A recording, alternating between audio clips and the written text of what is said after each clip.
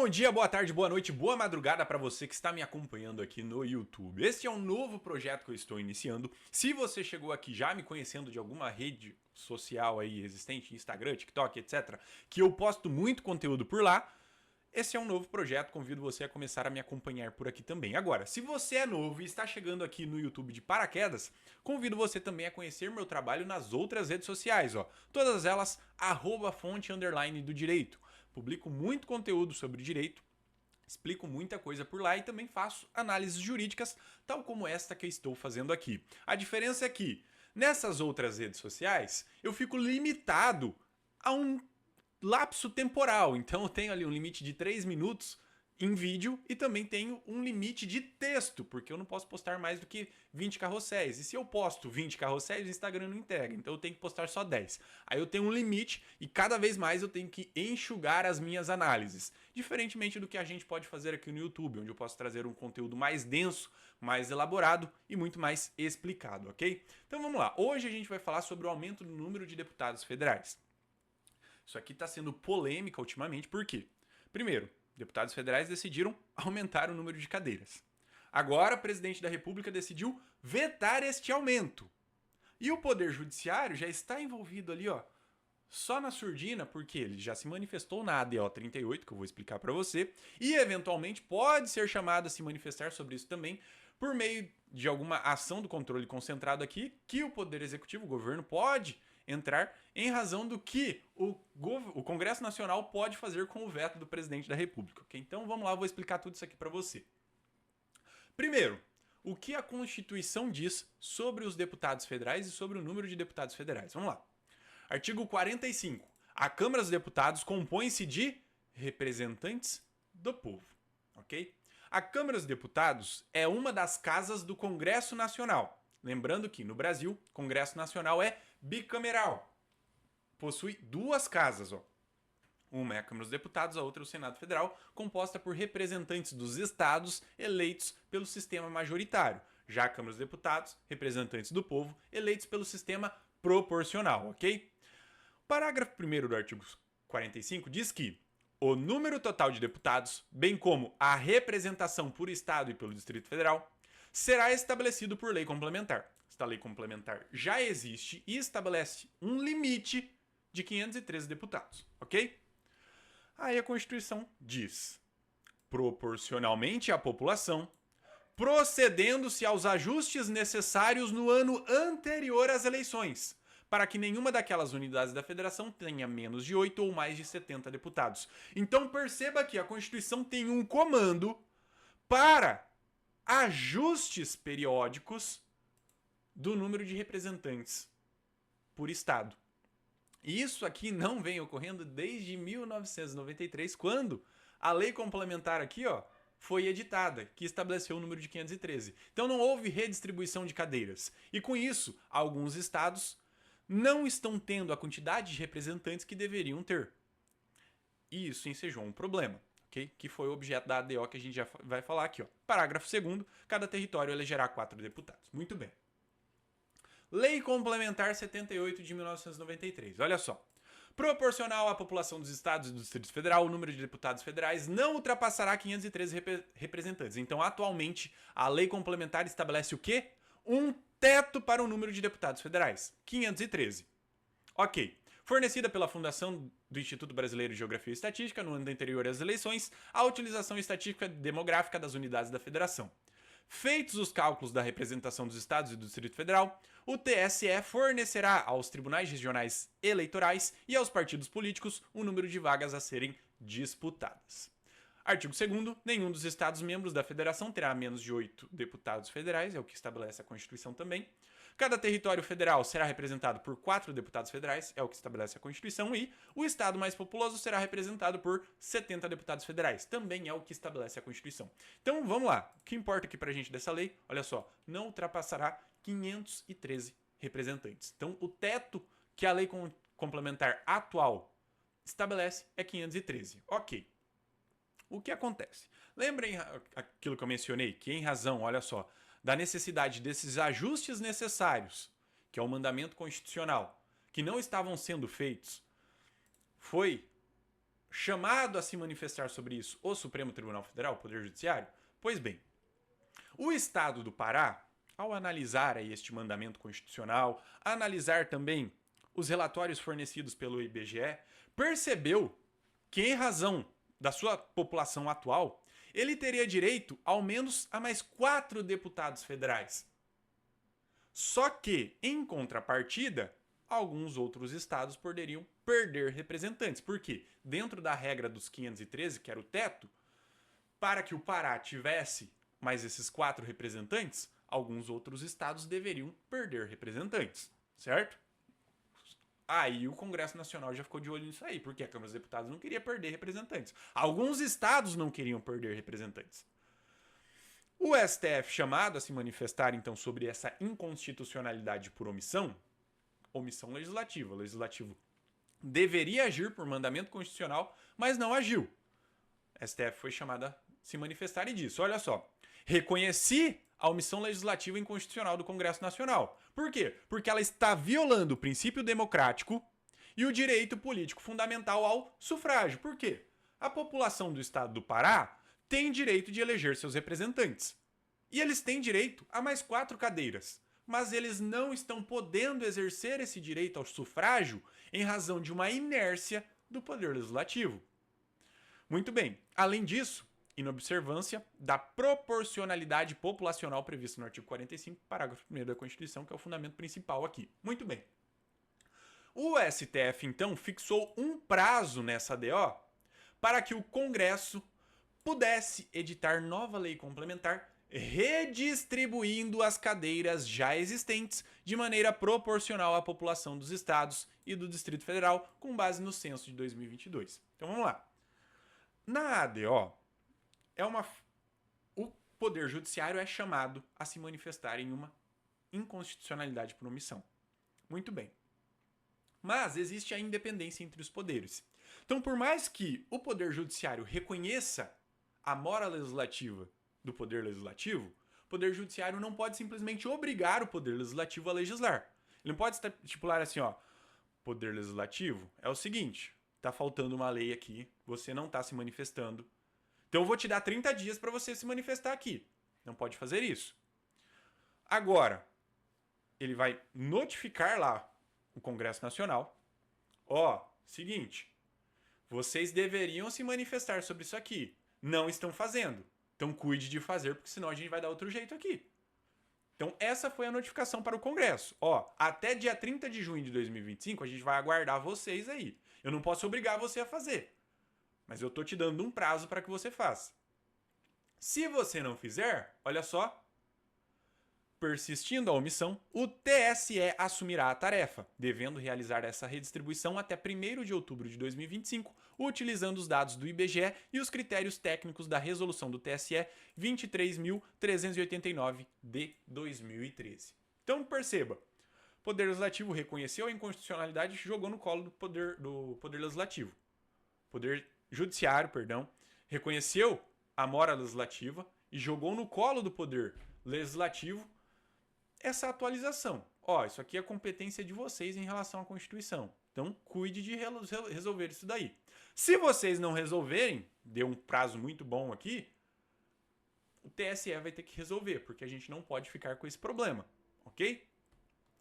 E observação interessante, essa resolução do TSE, ela já foi declarada inconstitucional pelo STF também.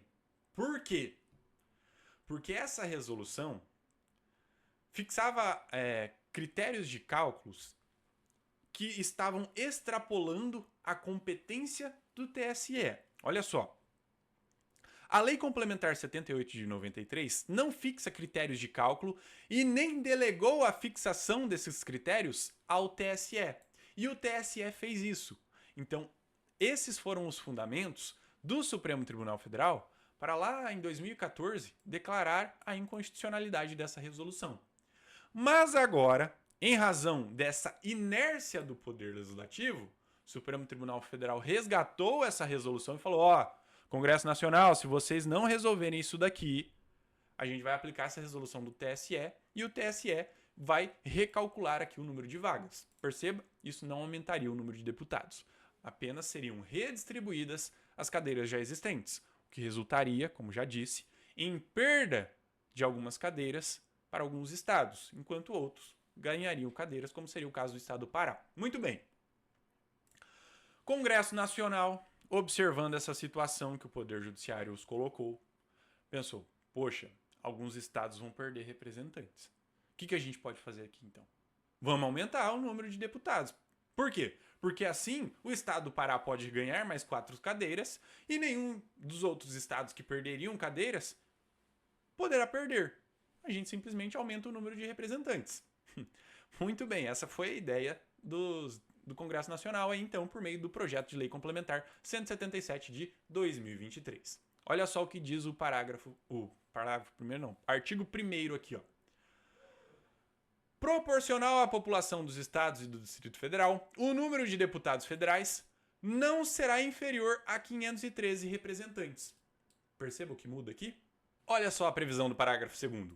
Nenhum estado sofrerá perda da sua representação, obtida na eleição anterior, sendo acrescida ao número mínimo de deputados federais previsto no caput, o número de representantes apurados pelos cálculos efetuados conforme o consoante no parágrafo 1º. Então perceba que inverteu-se a lógica. Antes existia um teto de 513 deputados. Agora o mínimo é 513 deputados. E sempre que nesse recenseamento a ser realizado no segundo ano de cada legislatura, com base nas informações obtidas pelo IBGE, se algum estado tiver direito a uma cadeira a mais ou algumas cadeiras a mais, isso não será resultado da redistribuição das vagas já existentes, mas sim do aumento do número de vagas. Então, sempre que algum estado tiver direito a mais representantes, o número de representantes na Câmara dos Deputados será aumentado. Perceba, isso de fato é um problema, porque gera aumento de despesa. E qual é o critério de financiamento aqui? Isso não existe. Pois bem, atualmente, essa modificação resultaria em um aumento de 513 para 531 deputados federais. Percebe que isso geraria um grande aumento de despesa. Por mais que os deputados digam que a gente vai redistribuir o orçamento que já existe aqui para a Câmara dos Deputados e etc., em algum momento isso vai resultar num aumento de despesa, ok? E eles não indicaram aqui qual seria a fonte de custeio para isso. Não apresentaram cálculos do quanto isso impactaria as finanças. E este é o problema. Pois bem, por isso, o presidente da República vetou o aumento do número de deputados. Vetou esse projeto de lei, ok? As razões que o presidente alegou, olha só, violação do artigo 167, parágrafo 7º da Constituição, vedação do aumento de despesa sem estimativa de impacto, e violação da Lei de Responsabilidade Fiscal, violação da Lei de Diretrizes Orçamentárias e também do artigo 113 do ADCT. Por quê? O aumento do número de deputados, obviamente, implicaria em aumento de despesas obrigatórias.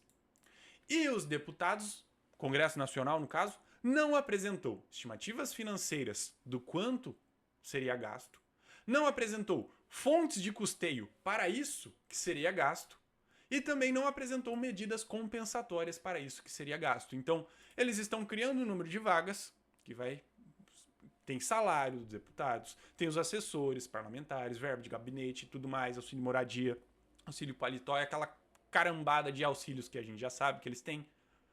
De onde sairia o dinheiro que iria custear isso? Eles não informaram. Este é o problema. O presidente, então, vetou. Agora vem a questão. O presidente vetou. Veto técnico, ok. Não foi um veto político. Veto técnico do presidente da República. Mas, existe a possibilidade de derrubada do veto pelo Congresso Nacional? Existe a possibilidade. Olha só. Vamos fazer a explicação aqui do artigo 66 da Constituição, ok? A casa na qual tenha sido concluída a votação, Câmara dos Deputados ou Senado Federal, enviará o projeto de lei ao presidente da República que poderá sancioná-lo, ok? Se ele concordar com aquele projeto, ele sanciona. Se o presidente da República considerar o projeto, no todo ou em parte, inconstitucional ou contrário ao interesse público, vai vetá-lo total ou parcialmente, no prazo de 15 dias úteis, contados da data do recebimento, e comunicará dentro de 48 horas ao presidente do Senado os motivos do veto. Foi o que o presidente fez. Ele recebeu, vetou, veto expresso e técnico, ok? Porque foi com base em uma inconstitucionalidade. E encaminhou os motivos ao presidente do Senado. Muito bem. Parágrafo 2º. O veto parcial somente abrangerá texto integral de artigo, de parágrafo, de inciso ou de alínea. Isso aqui vocês provavelmente já sabem. Se o presidente vetar uma palavra, ele pode simplesmente mudar o sentido todo daquele dispositivo. Por exemplo, não alguma coisa. Se ele veta o não, se torna sim. Então, por isso, não pode veto parcial de dispositivo, ok? Tem que ser o dispositivo todo. Decorrido o prazo de 15 dias, o silêncio do presidente da República importará em sanção. Isso aqui é o veto tácito. O presidente resolveu não se manifestar, não resolveu sancionar expressamente nem vetar. Então, por isso, ocorre a sanção tácita, ok? O veto será apreciado em sessão conjunta dentro de 30 dias a contar de seu recebimento, só podendo ser rejeitado pelo voto da maioria absoluta dos deputados e senadores. Então aqui está a possibilidade de derrubada do veto do presidente da República. O Congresso Nacional vai sentar e vai deliberar. Se a maioria absoluta dos deputados e senadores decidirem que o veto deve ser derrubado, ele será derrubado. Agora, se o veto não for mantido, será o projeto enviado para promulgação ao presidente da República. Por quê? Do processo legislativo ordinário que a gente tem, o Congresso Nacional elabora, envia para o presidente da República, que vai promulgar e sancionar o projeto. Muito bem? Então, a promulgação é um ato do Poder Executivo. Neste caso aqui, tá? Não confunda com emenda à Constituição, que essa promulgação pelo presidente não existe, ok? Poder Executivo, no procedimento de emenda à Constituição, não participa. Somente Poder Legislativo. Então, não confunda isso.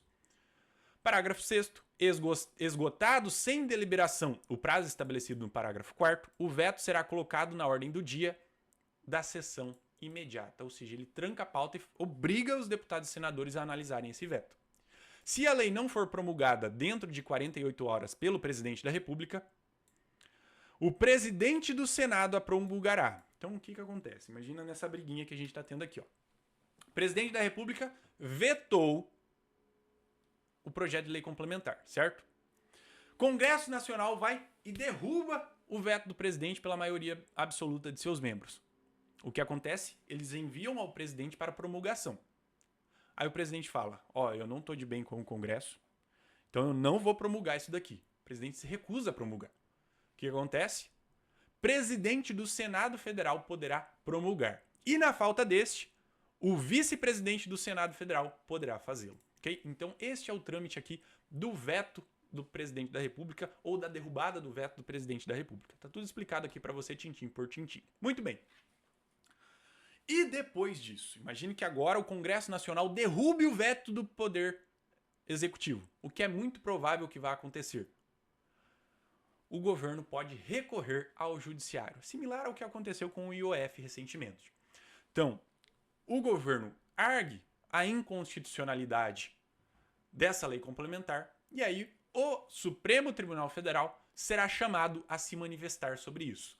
E, considerando o que o Supremo Tribunal Federal já se manifestou na ADO 38 e também as questões das inconstitucionalidades já apontadas pelo veto do Poder Executivo, é bem provável que o Poder Judiciário, que o Supremo Tribunal Federal, também declare a inconstitucionalidade desse projeto de lei, ok? Então, diante de toda essa situação, essa é a minha aposta. O Congresso Nacional vai derrubar o veto do presidente, mas o presidente, o governo no caso, vai acionar o Supremo Tribunal Federal, o Poder Judiciário, a se manifestar sobre isso. E quando o Poder Judiciário for chamado a se manifestar sobre isso por meio de ADI, essa lei complementar vai cair por inconstitucionalidade, ok? Então fica aqui a minha contribuição para você. Caso você queira, me siga lá nas outras redes sociais. E eu tenho um convite para você também. Aqui nos comentários eu estou deixando um link para o meu combo de resumos esquematizados de direito. que são materiais super completos, baseados no entendimento doutrinário, na letra da lei e em explicações simples e didáticas de minha autoria para você entender tudo aquilo que você precisa sobre o direito. Ficou interessado? O link está aqui na descrição então. Um abraço e bons estudos para você.